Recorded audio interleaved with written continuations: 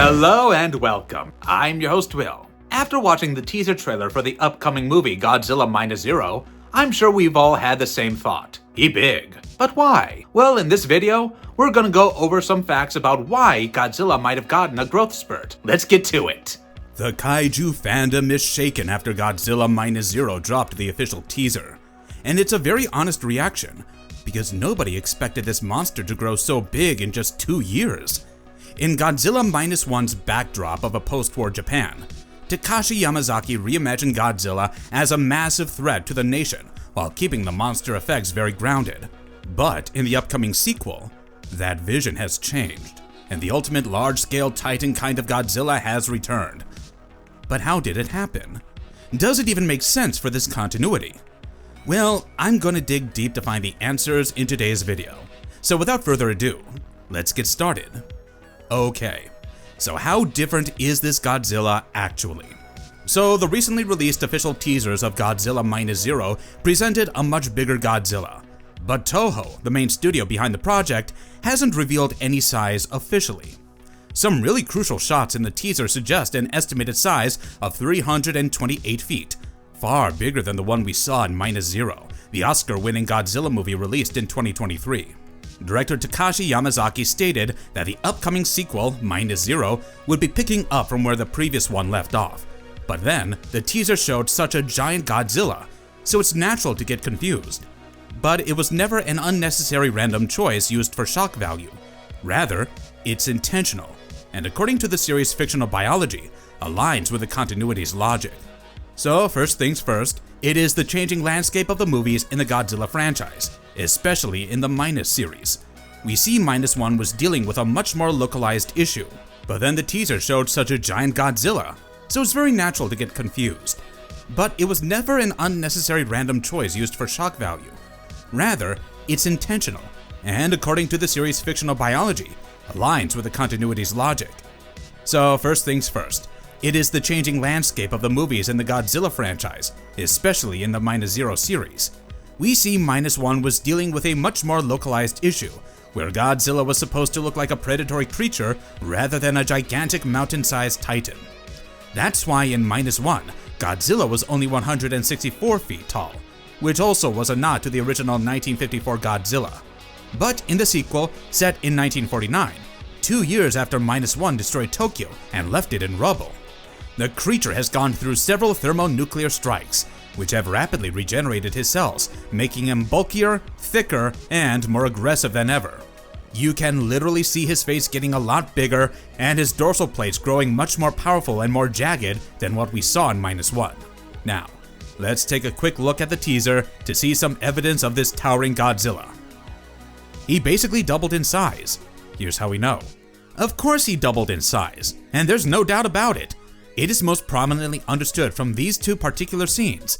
The first one is a gigantic Godzilla emerging from the ocean, right behind a plane, and the second one shows this monster even overshadowing the Statue of Liberty, which is 305 feet tall.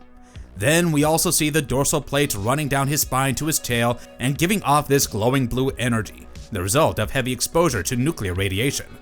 We already know how a 50-foot theropod dinosaur-like animal was transformed into this 164-foot Minus One in the previous movie. Yes, it was the nuclear explosion called Operation Crossroads in Bikini Atoll, causing a massive mutation in the animal. His G-cells multiplied and aggressively absorbed the nuclear isotopes, ultimately giving him his iconic atomic breath and glowing dorsal plates. But you should know that this wasn't the last time he went through a thermonuclear exposure. These operations continued, as we see in the teaser. The scientists studying the dorsal plates kept in the lab, so it's already revealed that people in power are desperately trying to make a weapon out of the creature, and that's why their growing experiments are turning this predatory animal into the most horrifying monster in the world. Now, the fact that after being exposed to so much radiation, Godzilla being able to tank the thermonuclear strikes is even more dangerous than his size. But since Toho hasn't announced anything about the official size of this new form of Godzilla, it's time for the fandom to drop some crazy theories about this titan. So, let's see what they are. Radiation, evolution, or a dream sequence? Which is it? So, the moment the teaser is dropped, theories began to spread like wildfire. Some of these can blow your mind too. Well, I'm gonna go with some basic ones that I think are quite convincing and logically coherent in terms of the film's premise and what we already saw in the past movies. So the first one, as I said, is the escalating need for power and weapons, which is why humans are experimenting on this creature to scale up its biology. Now, some people also think Minus Zero Godzilla can also evolve biologically, like what happened with Shin Godzilla. Shin Godzilla evolved rapidly to adapt to the environment it was living in, and it was all a biological transformation that we witnessed. But I personally don't think this transformation in Minus Zero is only a biological evolution. Then there's this theory of having two Godzillas in this film. I mean, maybe the Godzillas we saw in the teaser aren't exactly one, but two different ones. The one that is the primarily mutated predatory creature that we saw in the previous movie, and the other one is this colossal form. But to get to that conclusion, we need to wait for the trailer to drop for some narrative clues. Last but not least, the theory that I find quite unconvincing but highly intriguing is that those sequences featuring a moving mountain-like Godzilla were all a dream sequence. Since the story is still set against the backdrop of post-war Japan, where post-war paranoia is consuming the world, mostly in the wake of such a threatening monster devastating cities, this sequence can be just a nightmare vision. Well, Minus One used PTSD-fueled nightmare visions where Koichi Shikishama was dealing with his guilt. So it's possible to bring those back again in the sequel as well. But seriously, there's nothing to be so shocked about, because this ain't the first time we're seeing such a colossal Godzilla. We've seen even bigger ones as well. So let's take a look back at all the other Godzilla sizes to know why Toho would go for a large-scale monster. This has actually happened before. Godzilla's bulked up for 70 years. In 70 years of the cinematic cycle of Godzilla, the monster has gone through various interpretations, reimagined in different sizes. In the original 1954 film, Godzilla was 164 feet, which is also maintained in Minus One, as I said before. But after this one movie turned into a whole franchise, the sizes began to vary. And this is almost compulsory for any continuity to increase its Godzillas in size. Otherwise, there's no fun at all. The very first idea of increasing the size actually came up in the 80s when skyscrapers began to fill up the cities of Japan.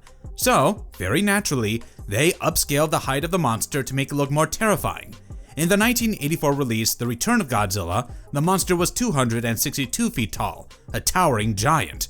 And then it grew even bigger in the 1995 movie Godzilla vs. Destoroyah, where its size increased to 328 feet. After that, when Hollywood started adapting the monster lore in a city like New York, the threat became globalized, and the size grew even more desperate. It happened so randomly that we could clearly see a competition going on between Toho and Legendary Pictures on who could come up with the largest Godzilla in the world. When the Western Monsterverse was created in 2014, it introduced us to a 353-foot tall Godzilla. In response, Toho brought Shin Godzilla, 388 to 389 feet tall.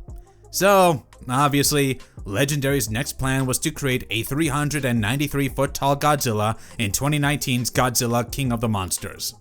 Ultimately, Legendary triumphed in making the largest Godzilla of the Monsterverse in Godzilla vs. Kong: The New Empire, released in 2024, where Godzilla's height was 426 feet.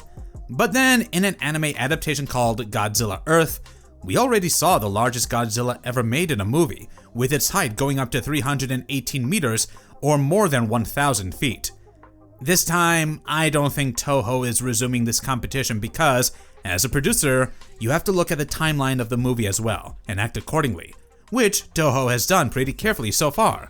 Since Minus Zero is placing Godzilla as a global threat in this movie, the increase in size totally makes sense. The director already explained the logic behind this. When Takashi Yamazaki was creating the Minus One Godzilla, he actually talked about the philosophy behind the creature design. So if you want to understand Godzilla's distinct anatomy in the movie, you first need to understand what Yamazaki wanted to achieve through this design. He basically came up with two distinct designs while making Minus One. The first one is Godzilla's prehistoric mold as Godzillasaurus found on Odo Island, and the second one is the mutated version of this creature. The prehistoric Godzillasaurus was 50 feet tall, and to achieve its animalistic look, the team used naturalistic muscle simulation. However, in the second version, where Godzilla is already exposed to nuclear testing. The design evolved from a mere dinosaur-looking creature to a predatory force of nature, more like something that can either be a monster or a deity. Now, I think that while creating something as colossal as a monster in Minus Zero, the same philosophy might have worked. The sequel is going to explore the impact of repeated nuclear testing, which is why Godzilla in this movie needs to go through such an evolution. When Takashi Yamazaki was working on Minus One, his vision was too specific for the nuclear weapon as a metaphor. As he said, "We wanted to go back to the original reason for Godzilla's existence. The creature is a metaphor for nuclear weapons, so we mimicked the way a weapon would work inside its body. Each element would come together and create an implosion, and that's when the blue rays would come out." One of the funniest stories about Godzilla's creature effect was that Takashi Yamazaki and his wife and filmmaker Shimako Sato observed very weird similarities in behavior between the creature and their pet cats. Godzilla had a very cat-like tendency to approach his targets before striking, and that came with the creator's keen observance of his own cats. Well, to clarify one thing, this is some behind-the-scenes information from the production of the previous film, Minus One, because Yamazaki hasn't yet revealed anything about the monster design in Minus Zero. Now it's left to see whether this gigantic Godzilla would still behave like Takashi Yamazaki's pet cats or show some fiercely distinct predatory nature for a monster of his stature. When you actually see him on the big screen, the wait won't be long, because this hyper-bulked king of the monsters in Godzilla Minus Zero is hitting the theaters this year in November. This is going to be the 31st mainline live-action Godzilla film produced by Toho, with the Academy Award-winning Takashi Yamazaki returning to set as the writer, director, and creator of the visual effects with his VFX team, Shirogumi Incorporated. In Japan, the release date is going to be on the National Godzilla Day on November 3rd, which is going to be a very special event for the nation, while in North America and many international territories, the release date is scheduled for November 6th. The distribution in North America is handled by G-Kids, while Anime Limited is managing the distribution in the UK and Ireland. This is a historical moment for Japan, since Minus Zero is going to be the very first film they've shot entirely for IMAX. So if you really want to experience Godzilla exactly the way it is meant to be watched, you must opt for the IMAX theater screening. So, as you can see, Godzilla Minus Zero is going to be more than just a revival of the classic kaiju. It's an emotion for the Japanese people as well as for us. We're all set to welcome the king of the monsters with open arms. I have a feeling that Minus Zero could even beat the previous movie in terms of hype and success, and I'm really looking forward to seeing that happen this year. On that note, this video is over. If you're as excited for the sequel to drop as I am, please hit the like button and subscribe to our channel. Also, leave a comment down below to share your thoughts on the size of this monster. Until then, goodbye and see you in the next one.